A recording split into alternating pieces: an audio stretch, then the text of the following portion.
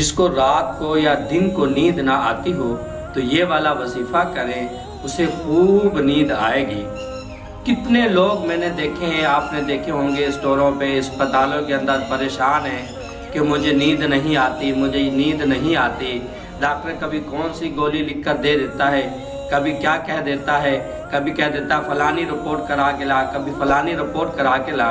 تو میرے بھائیوں، چھوٹی سی آیت مبارکہ ہے، اسے صرف 7 مرتبہ پڑھنا ہے، اور 7 مرتبہ پڑھنے کے بعد اپنے دونوں ہاتھ تھیلیوں پر پھونک مارے۔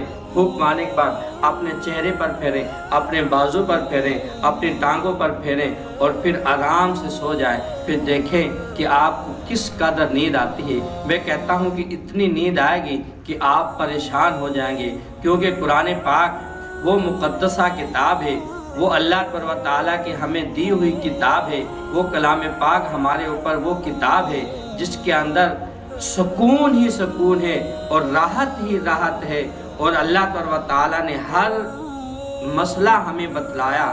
اور اس پر ہم عمل نہ کریں گے تو یہ ہمارا ہی قصور ہے۔ تو میرے بھائیوں، آپ کو جب رات کو نیند نہ آتی ہو، دن کو نیند نہ آتی ہو، آپ پریشان ہو، تو یہ چھوٹا سا وظیفہ ہے، آپ کرو اور اپنے ہتھیلیوں پر دم کرو، اپنے جسم پر پھیرو، تو پھر انشاءاللہ آپ کو ضرور نیند آئے گی۔ وہ آیت مبارکہ کیا ہے، آپ پڑھیں گے تو آپ کو یاد ہو جائے گی۔ میں پڑھتا ہوں، فَضَرَبْنَا عَلَىٰ آذَانِهِمْ فِي الْكَهْفِ۔